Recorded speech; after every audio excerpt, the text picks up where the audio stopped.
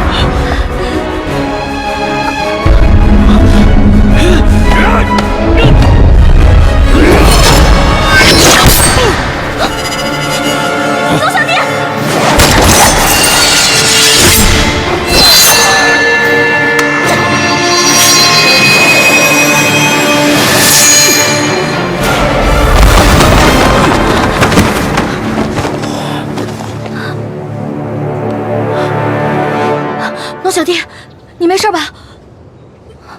来，慢点。没事，还好有你的金层背心。拦着他们，我去救皇上。你去吧。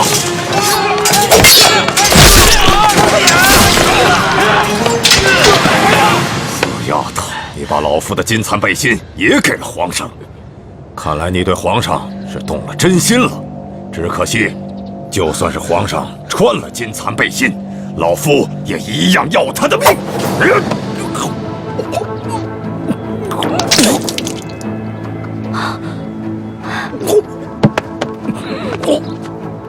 鳌拜，你果然与众不同啊！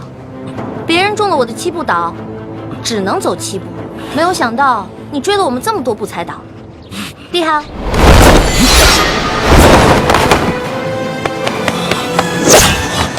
猪哥哥，剑青，快杀了这个小皇帝，杀了他，杀了他，就是大功一件。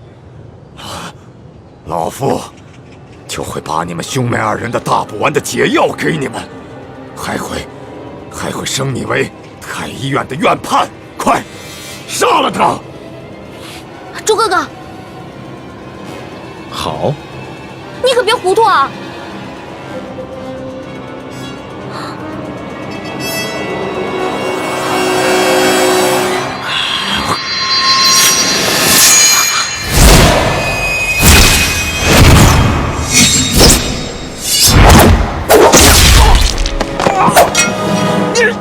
中堂大人，你忘了，我是奕欢的哥哥，当然要帮自己的妹妹。你们这大补丸的解药都不想要了吗？中堂大人，你又忘了，我是大夫，大补丸的解药我会解出来的。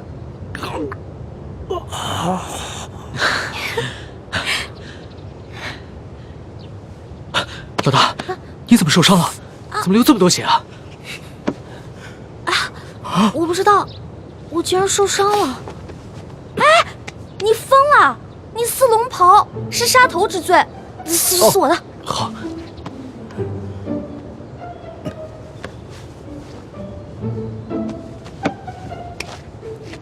哎，等等，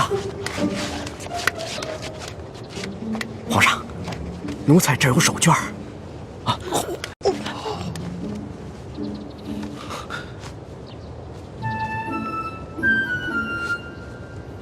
好些了吗？嗯。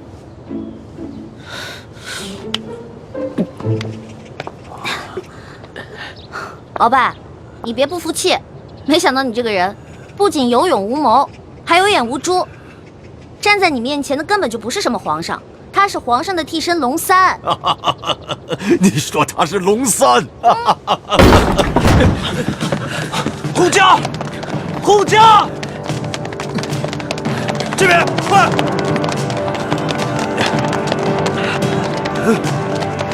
启禀皇上，情况果然如您所料，这宫中藏着数十个鳌拜的手下，奴才按照您的吩咐早有准备，才顺利的将他们拿下。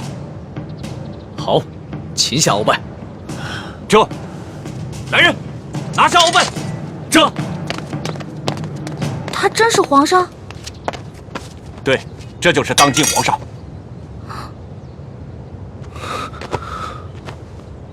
微臣参见皇上。丫头，你白长了一双大眼睛，中看不中用。你可知这玄烨在先皇的皇子中排行老三，龙三的名字是他平时出宫微服私访时的化名。你也不好好想想，他要不是真正的皇上，何来的这等的气象啊？你真的是皇上？3日侍寝的时候，为什么朕要戴着面具？朕跟你说话的时候也是破绽百出，可是你都没有发现。朕还从来没有见过像你这么单纯可爱的女孩。华妹，赶紧下跪！你这个骗子！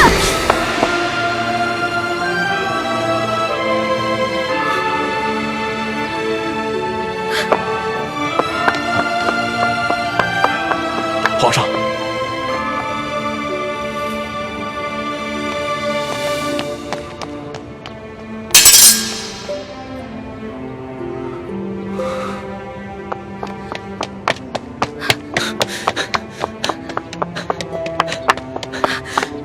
你给我站住！你给我放开！你就是个混蛋，你就是个无赖！你吃了雄心豹子胆了！你不仅敢打朕，还骂朕是骗子无赖！你本来就是骗子，本来就是无赖！你知不知道你现在说的每一句话都够砍你100次头了？砍吧，反正现在鳌拜已经被你制服了，留着我这个猪脑袋也没什么用了。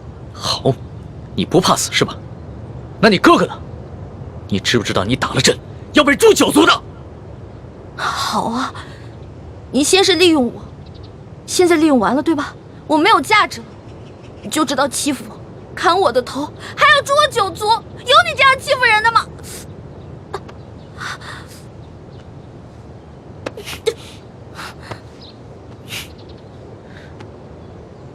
伤口这么深，你还乱动？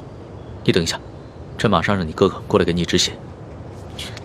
现在都要砍我和哥哥的头了，还止血干什么？朕难道不该砍你的头吗？你知不知道从小到大，还从来没有人打过朕？就算朕的皇阿玛在世的时候，也从来没有动过朕的一根手指头。那还不是因为你骗我？你跟我说你不是皇上，你是龙三，我是你的老大。那小弟做错事了，老大教训一下怎么了？那要你这么说的话，还是朕的错了。没错，就是你的错，谁让你骗我了？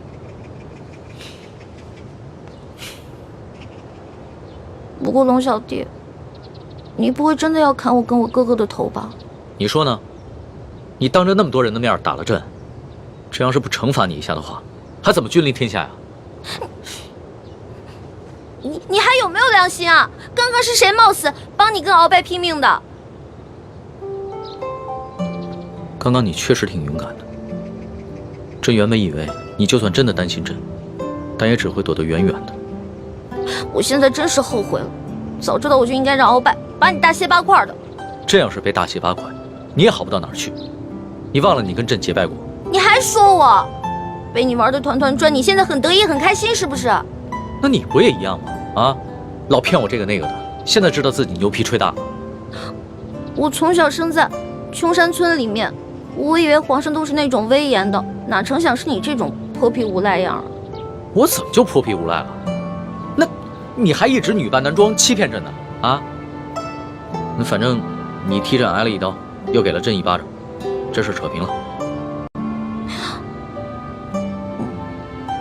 不过，龙小，皇上，是不是以后我得跟他们一样，毕恭毕敬的叫你皇上了？那当然了，在外人面前，朕只能是皇上，你就不能胡闹。只不过，私底下，你如果还愿意叫朕龙小弟的话，朕会很开心的。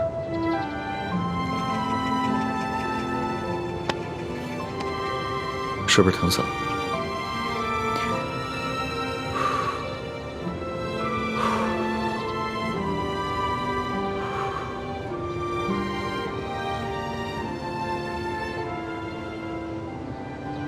所督，奴才在。朕封你为国史院大学士。奴才谢主隆恩。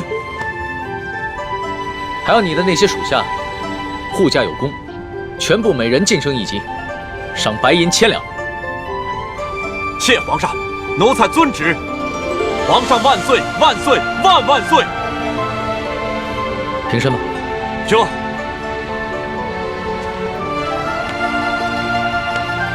李建清，臣在。朕封你为太医院副院判，赏黄金100两。皇上，臣之医术还不够格担任太医院副院判一职，若是勉强忝居高位，于臣也未见有益。臣护驾乃是臣分内之事，不求封赏，只求当好一名御医。你年纪轻轻就能淡泊名利，很好。不过既然是你救了朕，那就是为朕立下了大功，朕也得赏罚分明啊。你要是不愿意升职的话，那朕就赐你一件黄马褂，准你有急事的时候，可以直接穿着黄马褂进宫见朕。多谢皇上。桓答应。奴婢在。你为了帮朕铲除鳌拜，不惜冒着生命危险潜伏在鳌拜的身边，还识破了鳌拜要给朕下毒的阴谋，为朕擒下鳌拜立下了首功，可谓是有胆有识、有勇有谋的女中豪杰。你想要什么，尽管说出来，朕都会遂你的愿。皇上，奴婢只有2件事想请求皇上。这第一件事，想让皇上撤去奴婢的答应之位。朕本来就要准备取消你答应的封位，封你为嫔，让你做一宫之主。皇上误会了，奴婢不是嫌答应的封位太小，而是奴婢只想做一个小小的宫女。为什么？因为奴婢的满8旗身份是鳌拜帮我伪造的，之前为了迷惑鳌拜，所以皇上给奴婢封了一个答应之位。可是现在鳌拜已经就擒了呀，所以奴婢也没有必要再假意的做皇上的后宫嫔妃了。这有什么的？朕早就想过了，找一个8旗的宗亲认你做义女，赏你们李家一个满8旗的身份就是了。其实这跟几旗也没什么关系。最主要的是，奴婢年少的时候家里给奴婢定了亲，虽然奴婢的未婚夫前几年外出游学，暂时失去了联系，但是婚约还是在的，所以奴婢没有办法侍奉皇上。你的意思是，将来有可能还是要出宫，去跟你的未婚夫完婚？这大清朝跟历代历朝都是一样的，推崇信义为先，这婚约自然也要遵守，所以奴婢就不能侍奉皇上，希望皇上成全。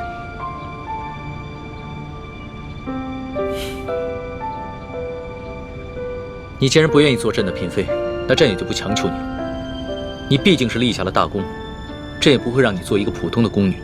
这样吧，朕就留你在御书房，做朕的笔墨侍书。等将来你的未婚夫有了消息，朕就让你出宫去和他完婚。奴婢谢皇上恩典。这个笔墨侍书，以前宫里是没这个职位的，而是朕特意为你而设。你既不是后宫嫔妃，也就不适合住在东西12宫中的任何一宫之中。这样，让人在后宫之中找一处幽静的住所，赐名永乐斋，暂时拨给你住。谢皇上恩典。那你的第2个要求呢？我第2个要求很简单，奴婢知道皇宫里有一个宝库，里面有好多奇珍异宝，奴婢想进去转一转。你还真是个小孩心性。好，朕准你了。准你去宝库逛一逛，顺便挑拣自己喜欢的宝贝，就当是朕给你的赏赐。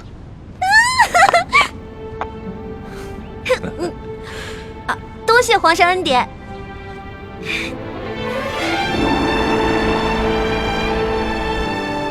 石树姑娘，哇，请。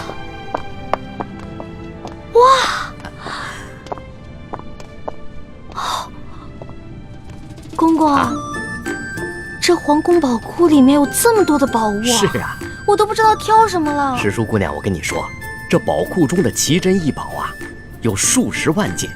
姑娘喜欢哪一件，告诉我，我来帮你选。李公公啊，你可知道皇上为何让我来选宝物啊？这个不知道，但是我知道，如今姑娘可是皇上身边的大红人呐。我在这宫中已经30-40年了，还是第一次看到奉旨到宝库中来选赏赐的事情啊。来，这皇上啊，让我来挑宝物啊，实际上是给我下了道密旨，是让我来这儿找铜匣的。哎，但是这事儿除了皇上知道，只有你我知道，不许告诉第4个人啊。奴才明白，姑娘你放心。我在这宫中当差好几10年了，就一样好处，嘴巴紧，从来不乱讲话。这个好，继续保持啊！好，走，我带你去看看册子啊。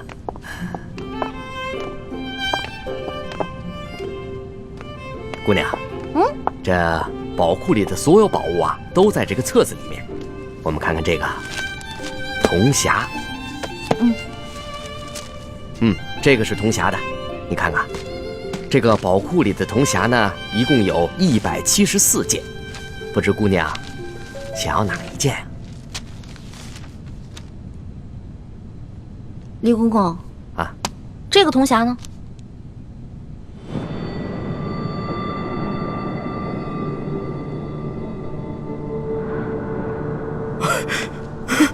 姑娘饶命啊，姑娘！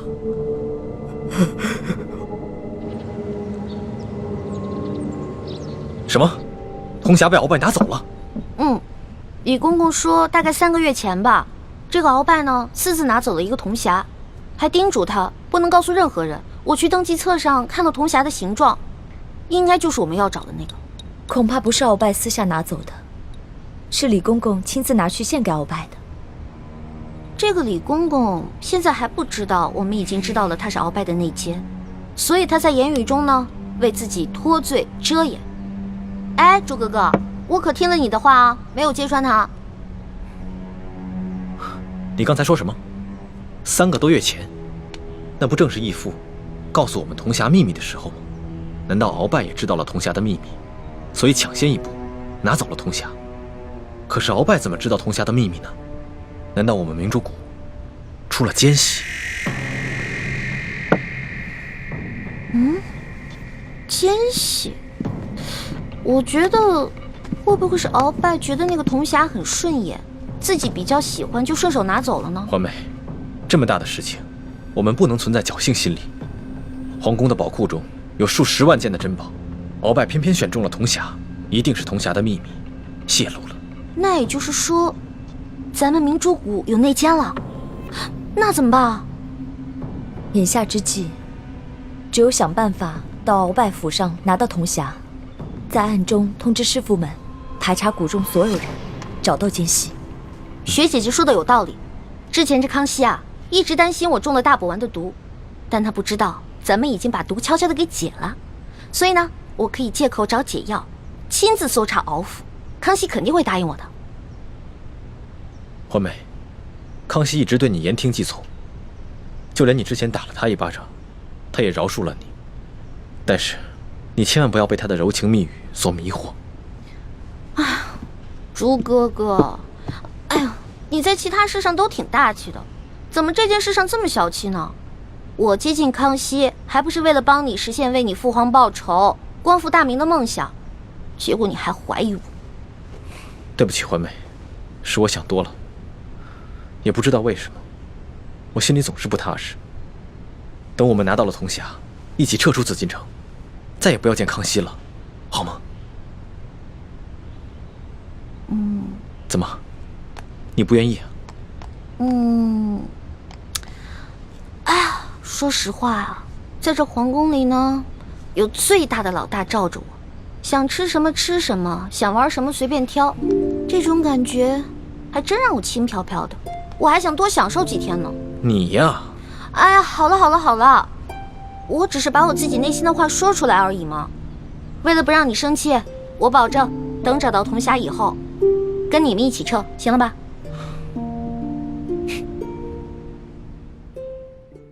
老大，谢谢你。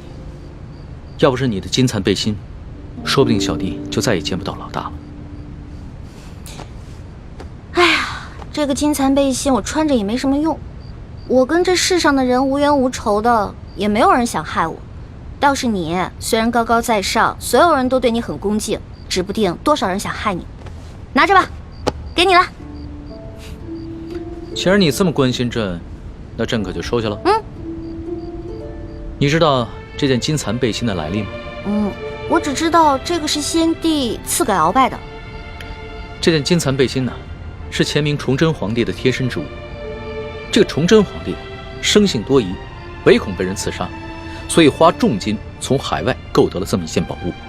可惜啊，最后他还是丢掉了天下，吊死在了梅山。就跟这个鳌拜一样，曾经权倾天下，现在不也照样变成了一个阶下之囚？所以啊，这执掌天下之人，可不能靠什么宝物防身，必须以仁德治天下。只有天下太平，这做皇帝的才会太平。龙小弟，你这一本正经说话的样子，还真像个皇帝啊！什么叫像个皇帝？朕本来就是个皇帝。是，而且朕会说到做到。哎呀，老大，你怎么了？你没事吧？没事，可能是大补丸的那个毒发作了。那怎么办呀？我已经命索额图去查抄鳌拜府了，命他一定要找出大补丸的解药。不，这索大人吧，他去找，他即便看见了，他也不知道哪个是。要不然你还是让我去吧，我去搜吧。不是，可是你这样能坚持住吗？我其实刚来的时候吧，吃了我哥哥给我制的那个药，虽然不能根治这个毒吧，但是可以缓解一下。你让我稍微缓一下啊。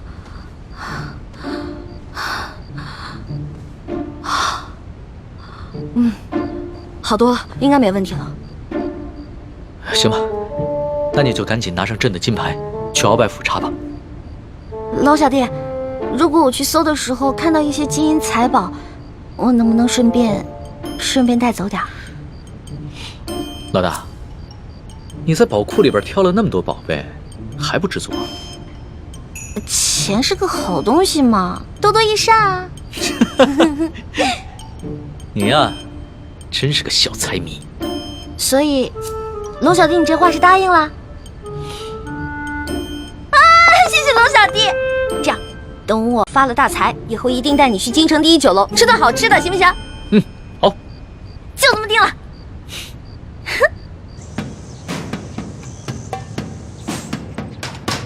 还不去？师叔姑娘，这都是为你准备的。来，尝一尝，应该是不错的啊。清点一下。好吃。好吃吗？好吃。啊。翡翠时间，这边。的确好吃。扔地下。啊。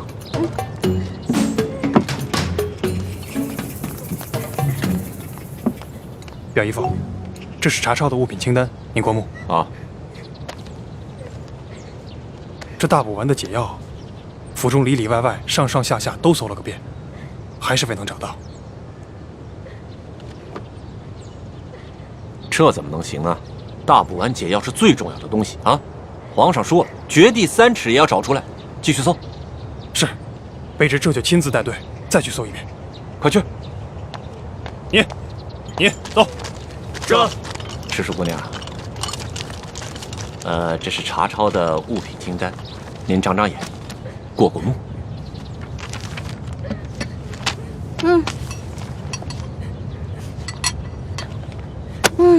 不用看了，这个不对。不对？嗯，哪里不对啊？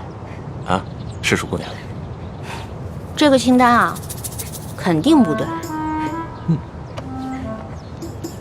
这不对吗？嗯，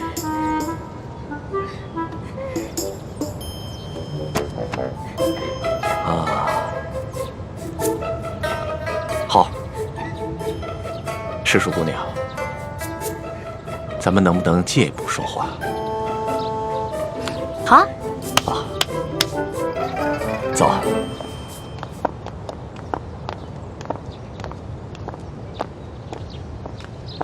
参见大人。行了，走吧，走吧。行，走。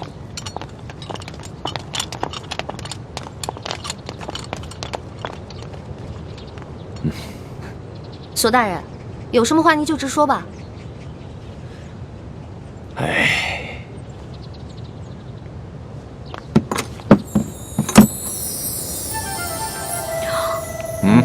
哇，这么多金银珠宝啊，连在皇宫的宝库里都没见过呀。世树姑娘，你这眼光挺毒啊，一眼就看出这账目不对啊。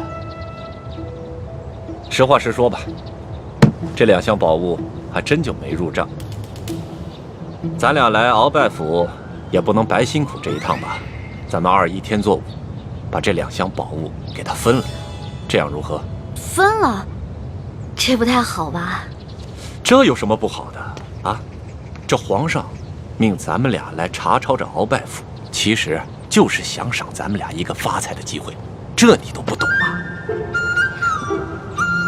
那也是，咱就别跟皇上客气了。是啊，那咱跟皇上客气什么呀？啊，那这样，一会儿你找个人啊，帮我把这箱抬到永乐斋去。没问题啊，这个包在我身上，你就不用担心了啊。那世树姑娘，这些账目可对了？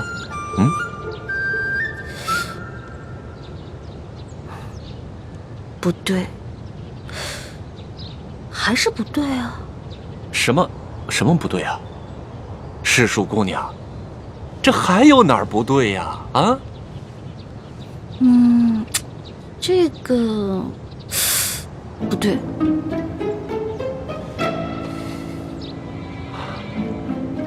行，你厉害。走，跟我走。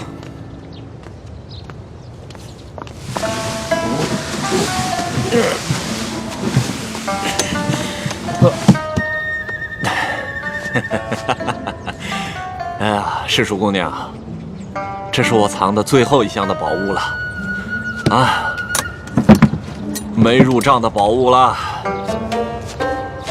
哎，这个箱子也没有。鳌拜到底将铜匣子放到哪儿了？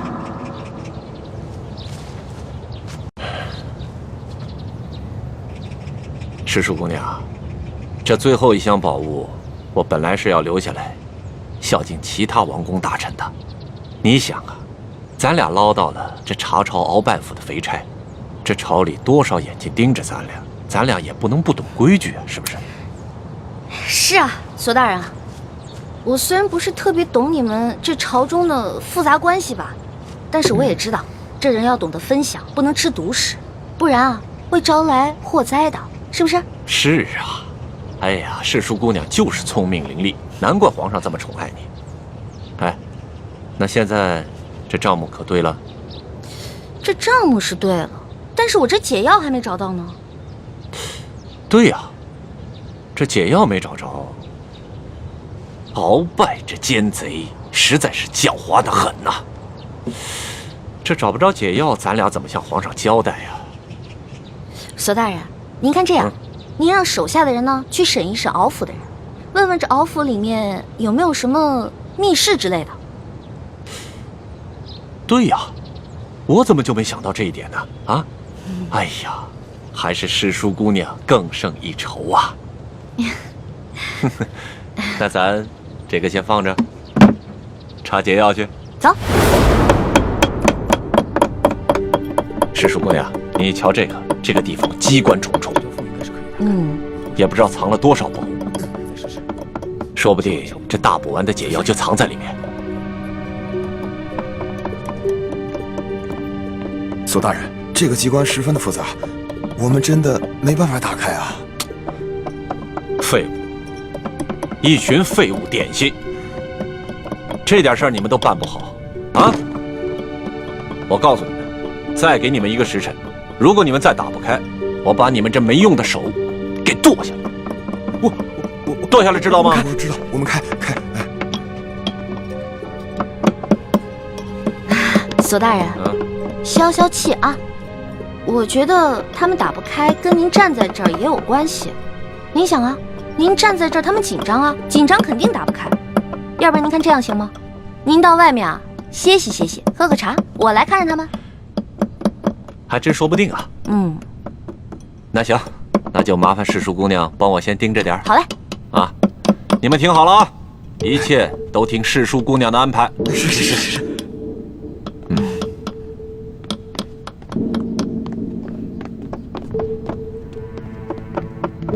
世淑姑娘，这个机关设计得非常巧妙，我等真的无力打开啊！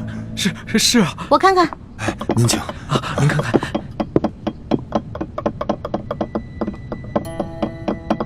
哎，世淑姑娘，你也会开机关啊？嘘，小声点啊，这事儿不能声张。这个机关我要是开不了的话，你俩手可就保不住了啊！是，我们不说。我这次要是开不开的话，千万别怨我啊！不会，能开。来，您请。您请。天灵灵，地灵灵，保佑我一定要开啊！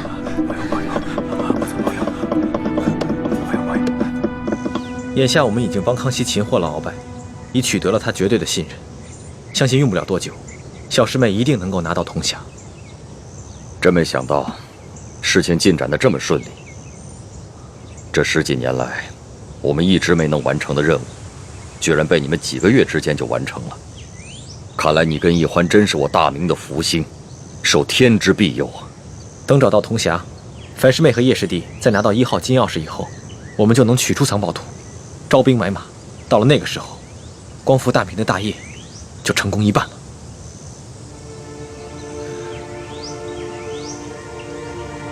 唉，怎么了，义父？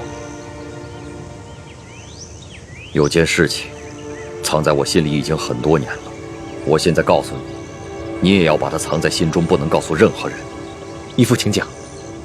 孩儿定当守口如瓶。你可知道，我为何让你们活捉孙府？为了清除逆党，同时追查二哥四星的下落。那你可知道我为何要急于见四星？二哥四星乃是义父的亲生儿子，当年曾随义父出生入死，立下过汗马功劳。现在二哥下落不明，义父下定决心寻找他，当然是出于父子人伦，人之常情。我急于找到四星，并不仅仅是因为父子情深。你可知，那镶着玛瑙的第2号金钥匙，当年就在我的手上。当时我为了掩护先帝逃亡，自知必死，就把那金钥匙交给了四星。义父是说，那2号金钥匙随着二哥不知所踪了。当年我本有机会救我的妻女，但你就把太子交给我，你的座位让给晋王妃。陛下，万万不可！就你和皇后，快登车吧！臣已经为臣妻备好了马车。父王，你竟然让母妃和妹妹另列马车，马上就到。刚刚陛下明明让母亲上车，你却不让。你明明知道我三鬼马上就要破城了。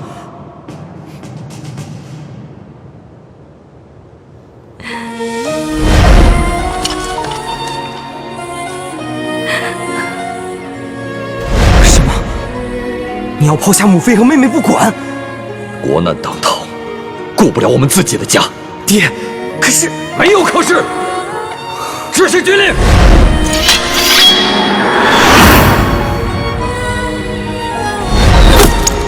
娘，小妹，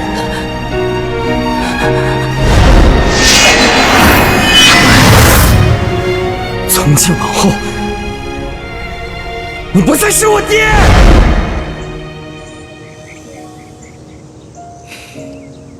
这么说来，现在我们手上只剩下了延平王的3号金钥匙。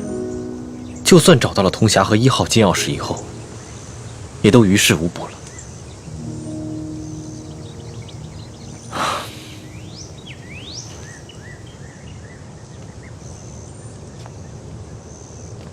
这么多年来，这件事情一直是我心头的一块大饼。我没敢告诉任何人，但现在我不能不如实向太子禀报。都怪我耽误了光复大明的大业。义父千万别这么说。义父为我大明，为我朱氏，已经牺牲的够多了。义父，等我们找到铜匣和1号金钥匙以后，我们再一起寻找二哥的下落。死刑多年来杳无音信，我怀疑，如今他早已不在人世，要不然就是故意隐藏起来，以此来惩罚我当年的狠心。义父，我们一定会找到二哥的，而且我相信，总有一天，他会理解你的苦衷，而苍天定会庇佑我大明。皇祖母，这只是一个小小的答应，居然敢动手打皇上。更不可思议的是，皇上居然还不予追究，还破例给他封了一个什么笔墨侍书的职位，给他加倍的疼爱。岂有此理！岂有此理呀！小小的笔墨侍书，竟敢在大庭广众之下去打皇上！李德福，这怎么？你怕皇上怪罪，不敢食言？回太皇太后，不是奴才不敢直言，当时奴才和索大人还有宫里的内侍全都低头跪在地上，只听见一声清脆的响声，没有看清到底发生了什么事啊。那其他人呢？都没看见？这个奴才就不知道了。那声巴掌响，是皇上自己打了自己一下？当然不是。那就是皇上打了李一欢那个贱婢一下？也不是。这也不是，那也不是，你现在就跟本宫说清楚，这一巴掌到底是怎么回事？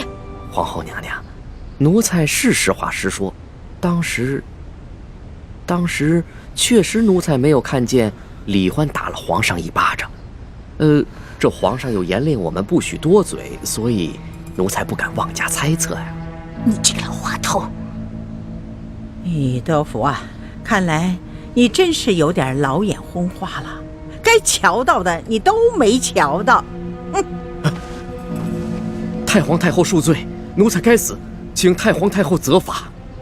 李德福，你可是这宫里的老人了啊！你说说，冒犯了皇上，该当何罪？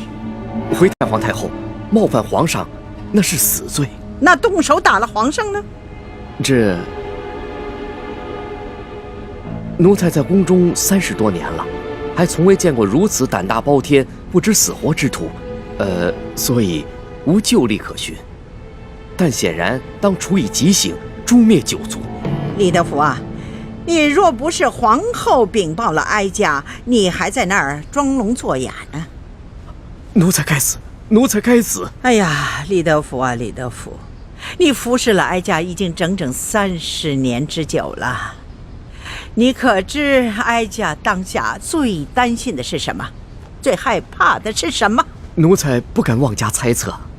鳌拜专政，让我担心，但是我不怕。这吴三桂以兵自重，哀家也担心，但是也不怕。哀家最怕的是这宫里头再出现一个像董鄂妃这样的狐妹子，怕会毁了皇上，毁了我大清江山呐！太皇太后，您请放宽心，那李易欢她成不了董鄂妃，她是个汉女，况且自幼又定了亲，一旦她的未婚夫出游回来，那李欢就该出宫完婚去了。这汉女怎么了啊？定了亲又怎么了？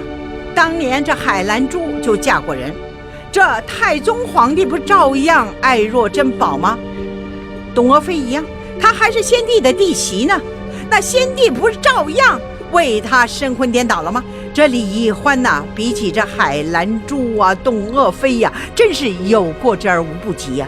居然还敢打皇上啊！皇上连这个都能忍，这说明把他纵容到什么地步了啊！李德福啊，这可是天大之事啊！你居然没向哀家禀报！奴才该死，奴才该死。不过，奴才也着实冤枉。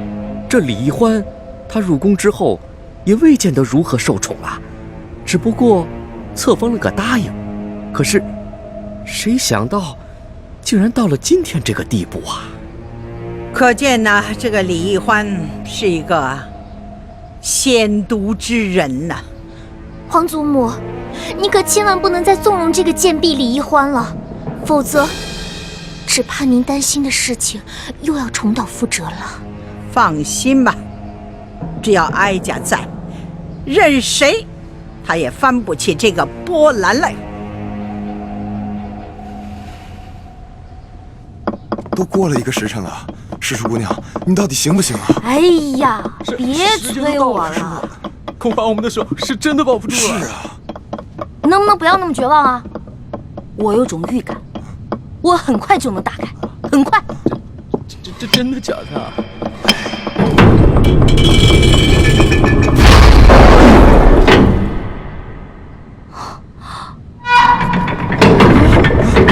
这个时辰了还没打开吗？我打开了，我打开了！世叔姑娘，你可太棒了！哎，世叔姑娘，真是没想到，你居然会开机关呐！太了不得了！走，不是，赶紧休息一会儿。我不会开机关，我是之前皇上不是安排我在鳌拜府当卧底吗？哦，我看见过几次，照葫芦画瓢，你看捣鼓了1个时辰才给捣鼓开。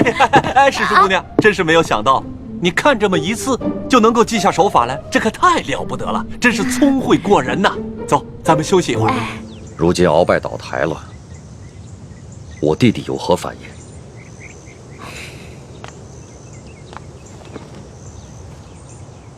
叔父应该是受了鳌拜大补丸的控制，所以未必是真心在为鳌拜办事，不过是为了保全性命，成了鳌拜的内奸。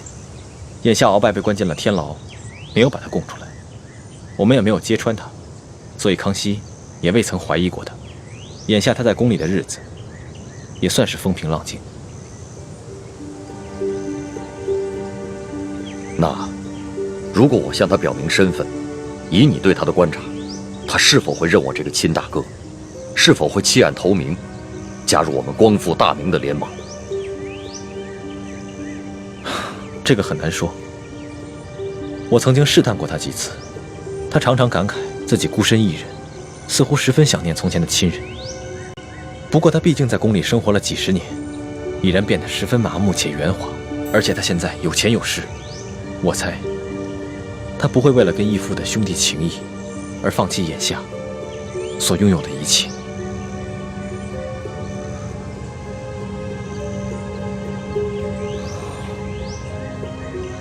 好吧，那就再慢慢观察观察。哎，世叔姑娘，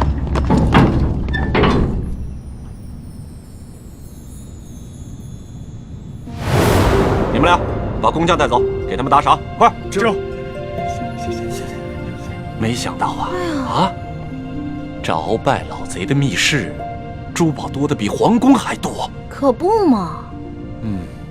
哎，索大人，要不然这样，咱俩呢先挑点，剩下的入账，您觉得呢？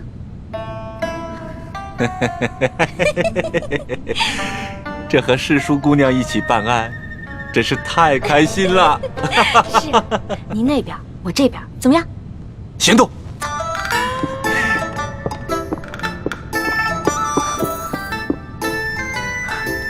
真是皇天不负有心人，我终于找到你了。哼，朱哥哥，看你以后还好意思骂我笨。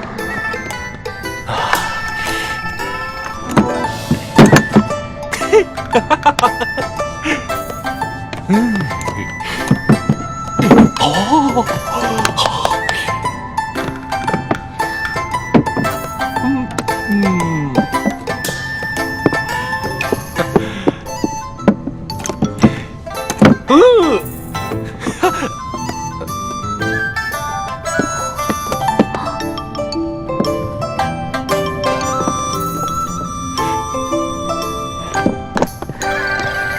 哎，石树姑娘，你这就挑好了？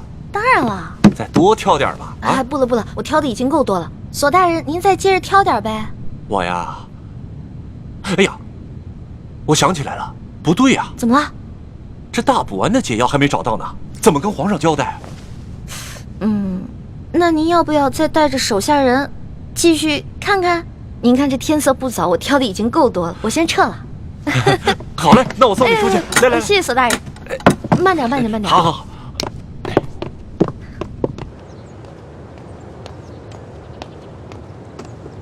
李太医，太皇太后凤体前安，李太医，赶紧过去看看吧。好，卑职这就过去。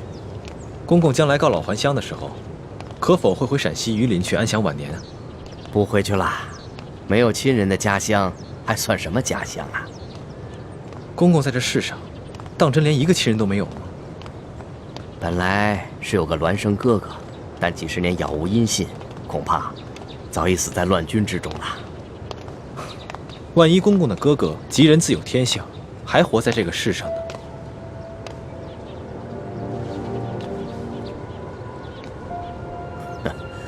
怎么可能呢？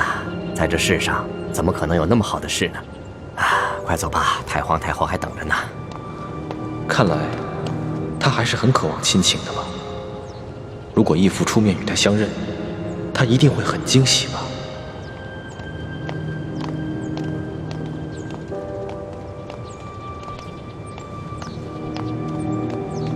公公，太皇太后的病一向是院判大人亲自瞧，今日怎么突然选我这个排名最末的太医？这个咱家就不清楚了。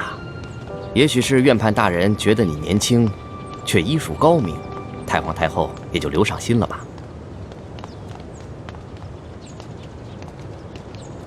公公，这好像不是去慈宁宫的路吧？太皇太后不在慈宁宫，你别多问了，跟咱家去就是了。公公，太皇太后宣我瞧病，不会是有别的什么事吧？看在咱们同乡同姓的份上，能否告知一二？你多心了，你刚刚才救了皇上，太皇太后也许是想赏赐你呢。多谢公公，走吧。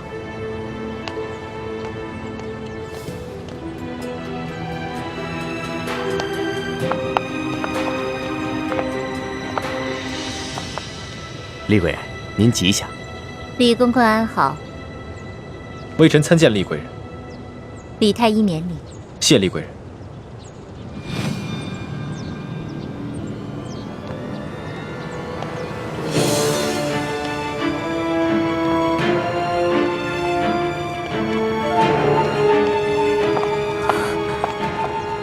师父，大师兄出事了，我去永乐宫通知医患。你千万要沉住气，不得忘了得意，不要暴露自己的身份，知道了？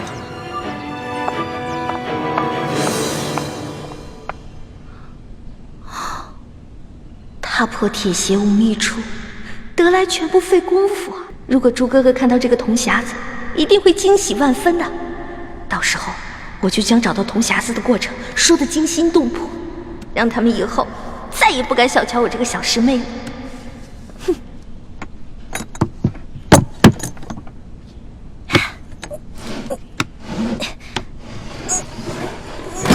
一欢，谁？一欢，快去救大师兄，快啊！啊！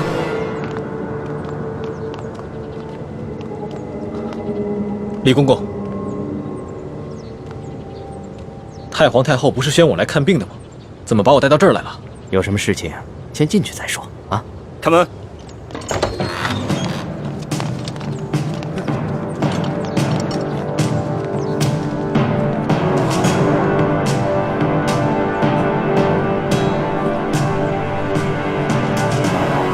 李公公，这到底是怎么回事？太皇太后懿旨，将你们这些捉拿鳌拜有功的人聚在一起，每个人赐一杯御酒。龙小弟，我求求你去救救我哥哥，还有那些工人吧。他们犯了什么错？他们不就是看我打了你一巴掌吗？可是，他们就要因此失去自己的性命吗？这不公平啊！朕已经吩咐过所有人守口如瓶了，没想到还是传到了太皇太后的耳朵里去了。现在太皇太后已经下了懿旨，朕也不好公然对抗她的权威啊。太皇太后的权威，难道比那些人的性命还要重要吗？太皇太后要维护的是皇权的威严，这是紫禁城，有很多规矩，不仅这里的大小奴才要遵守，连朕也必须得遵守。祸是我闯的，跟他们没有关系。之前打了你一巴掌，你打我吧，打我多少下都行。你别闹了，你以为这是小孩子过家家呀？现在做什么都来不及了，太皇太后不会放过你的。等她处理完你哥哥那些人，就会轮到你了。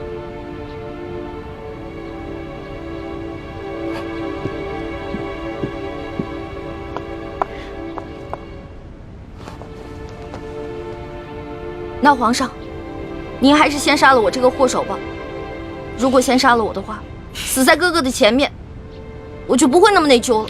易欢的易欢，你还老说自己是朕的老大，一到这种危险的时刻，你就这么没出息的以死相要挟。您现在是高高在上的皇上，我只不过是一个小小的奴婢，我只能求您大发慈悲，饶了我哥哥。少说的那么可怜，你什么时候把朕当过皇上？不一直把朕当成你那个结拜小弟吗？奴婢再也不敢不知天高地厚了。您现在是皇上，不是奴婢的龙小弟。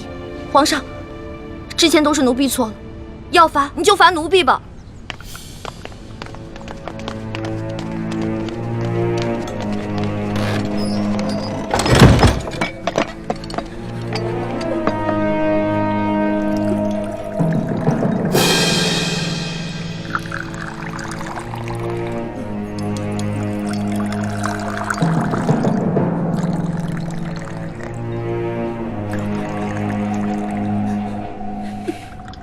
你先起来吧。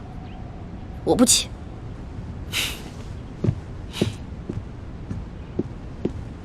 起来吧，这么跪着也不是办法。皇上，我求求您了，您能不能去救救他们呀？如果他们因为我而死，我肯定会内疚死的。楼下，皇上，你就救救他们吧。人自然是要救的，但你倒是说说，这要怎么说服太皇太后啊？您可以跟太皇太后讲齐桓公跟管仲的故事。当年，管仲为了救自家主子，向齐桓公射了一箭，但是那个箭正好射到了齐桓公的腰带上，齐桓公没有死。后来，齐桓公不计前嫌，任用管仲当了国相。管仲感激涕零，倾尽一生的才华，辅佐齐桓公，最后成为春秋五霸的首位。皇上，您不会连齐桓公都不如吧？论气度，朕自然是不输齐桓公的。可是你能比得了管仲吗？论治国之才，奴婢当然比不上管仲的一根汗毛。但是，你想招来人才容易，想找到像我这样陪你吃喝玩乐、赌骰子拼酒的人，可不容易啊。这个理由倒是很充分。只不过，早晚有一天你都要出宫嫁人，不能一辈子留在宫里陪着朕，那朕岂不是很吃亏？原来您是因为这个呀？那您现在想怎么办啊？跟朕说说你那个青梅竹马吧，他叫什么名字，长什么样，家世如何？这个属于奴婢自己的秘密，不能告诉你。那你总得告诉朕，他的外貌仪表、才华气度比朕如何？这个嘛，我也没法说。有什么不好说的？让你说，你说不就完了吗？那我真说了，你可不许生气啊！笑话，朕在你的心里度量那么小啊？他确实没有皇上您高贵俊逸，但是他很温柔，对我特别好，人很老实，我说什么他就做什么，我可以把他吃得死死的。不像你，今天说这个你开心了，明天说那个又得罪你了。那你爱他吗？二师傅，我头晕。师傅带你去休息啊。二师傅，一环他是在装病，你千万别上了他的当。一会儿大家练完功，再罚你扎半个时辰马步。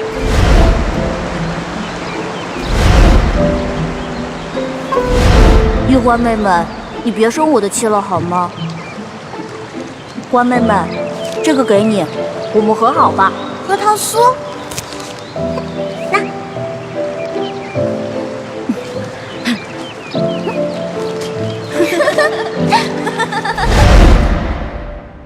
哎呀，皇上现在都什么时候了，你还说这些闲话？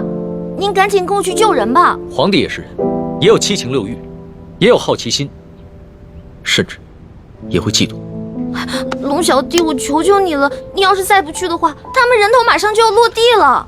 放心吧，这个宫里没那么容易见血，要灭口用的都是鸩酒。鸩酒？那你赶紧下旨吧。走，快去救他们！你先别着急，这太皇太后一下子从朕身边抓了10几个人，还需要等你过来求朕，朕才知道怎么做吗？朕虽然不好公然抗旨，但是早已命人准备了解药了。真的？那你不早告诉我？不对，你是不是得需要什么条件才能给我解药？当然。朕就想问你一个问题：你爱这个青梅竹马吗？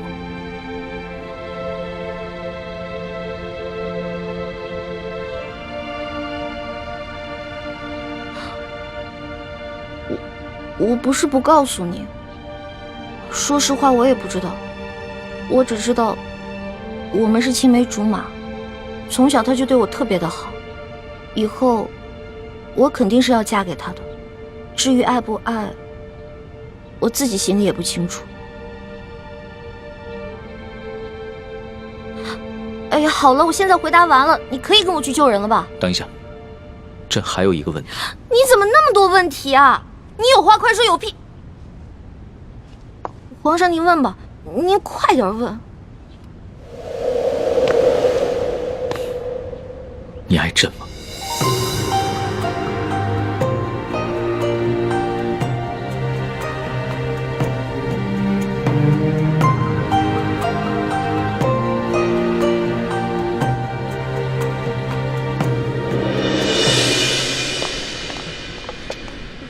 这是太皇太后赐给你们的御酒，你们每人各取一杯，享用吧。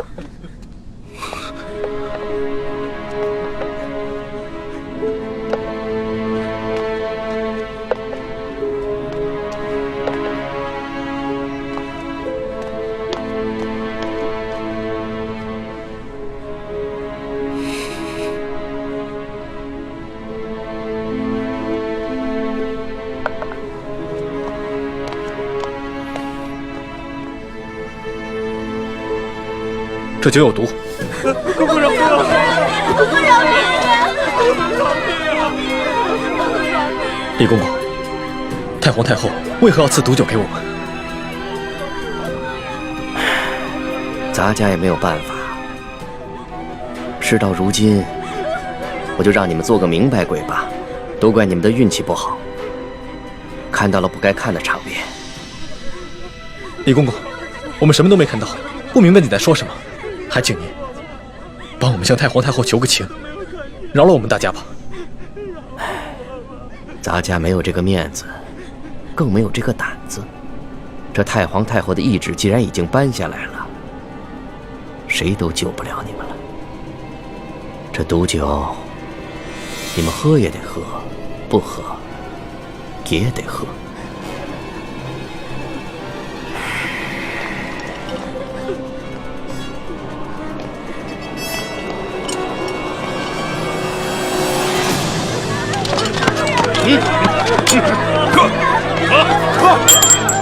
喝，早快喝！还不喝？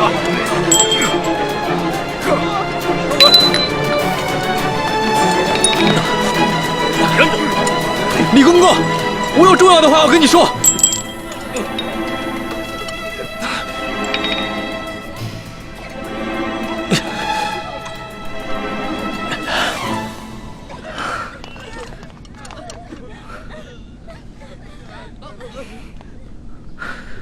李公公，我知道你和我们一样，都服过大补丸，都是鳌拜埋在宫里的棋子。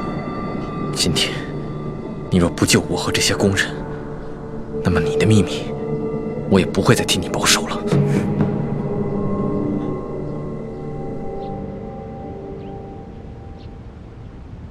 为什么不回答朕？我不知道怎么回答。如果我说实话，我怕你不开心，不给我解药；但是如果我骗你的话，那就是犯了欺君大罪了。你就照实了说，朕答应，不论如何都会救你的哥哥和那些宫人。真的？天子之语，金口玉言。不爱。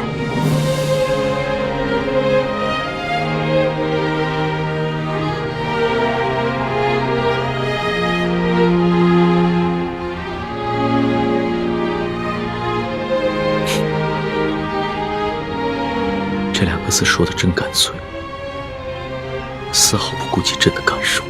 我之前就跟你说过了，皇上是这个天下最不值得女人爱的人。可是作为老大，也许我会爱上结拜小弟龙三，但是作为奴婢，我永远都不可能爱上皇上。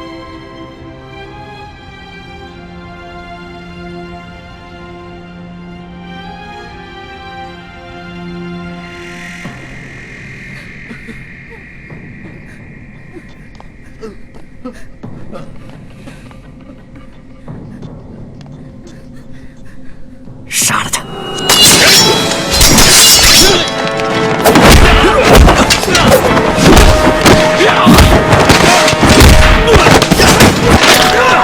李德福，想不到你要杀我灭口！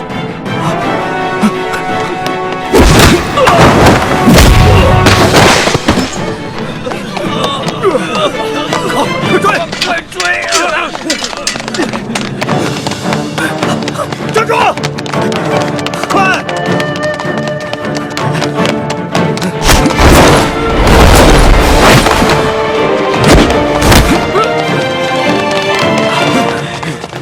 李太医，你杀了我，你也活不了。李德福，你别以为杀了我就没有人知道你是鳌拜的内奸了。你别忘了，我还有我妹妹易欢，我若是死了，她绝对不会放过你。李太医，你我都是同乡又同姓，我本来是想照顾你的，可是太皇太后这懿旨一下来，我们这些做奴才的，除了照办还有别的办法吗？我救了皇上的性命，又助皇上擒拿鳌拜，立下大功，太皇太后怎么可能不分青红皂白，就要置我于死地？哎，都怪你那个妹妹呀！仗着皇上对她的宠爱，她就无法无天。我在这宫里都已经几十年了，我从来没有看见过哪个宫人敢打皇上的。易欢呢？现在怎么样了？我不知道，但我知道太皇太后不会放过她。李太医，你先把我放了，继续替我保守秘密，让我去向太皇太后求情，我尽量求情，你看怎么样？那些宫人呢？哎呦，这都什么时候了？咱们都泥菩萨过河，自身难保，哪还有闲心顾及他们呀？不行，我不能眼睁睁看着这么多无辜的人丧命。我要见皇上。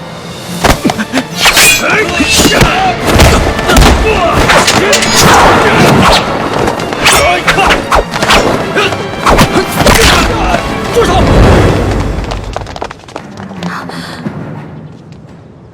皇上，微臣参见皇上。凭什么？李太医，朕赦你无罪。你现在马上和索额图去解救那些中毒的宫人。微臣遵旨。这，快！李德福，这差事你办的可真是用心呢。皇上恕罪。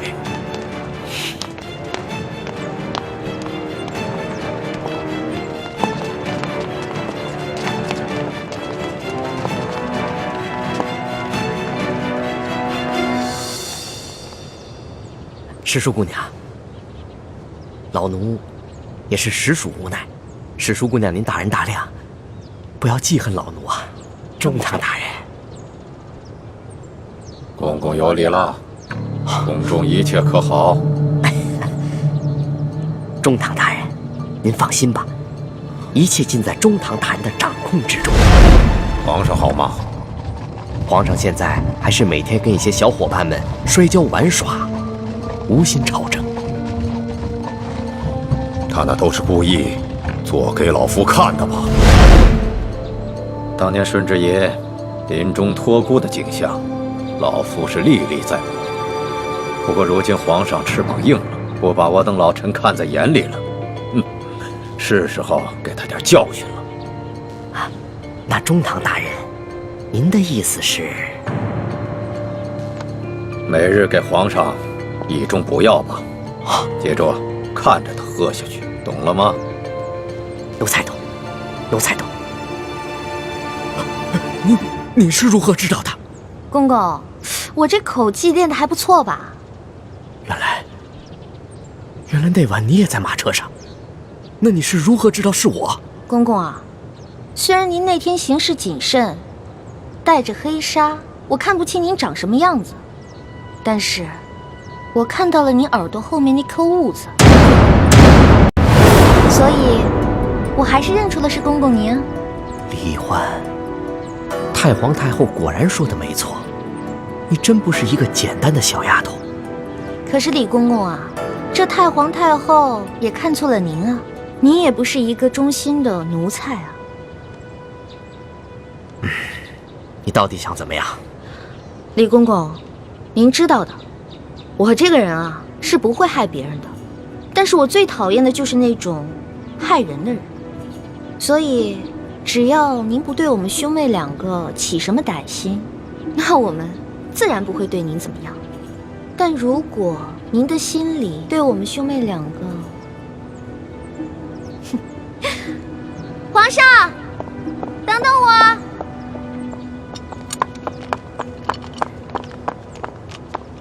龙小弟，谢谢你啊。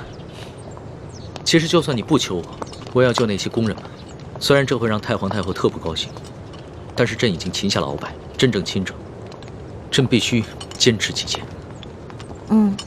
不过这个李公公实在是太讨厌了，向太皇太后告密的人肯定是他。这个朕怎么会不知道呢？但是李德福10岁就进宫了，侍奉过3代君王。太皇太后对他十分宠信，打朕小的时候，就是由他把朕的一举一动汇报给太皇太后，这已经是惯例了。就算朕有不满，也无可奈何呀。没想到皇上也有这么多的无可奈何啊！当皇上无奈的事情多着呢。对了，大补丸的解药你搜到了吗？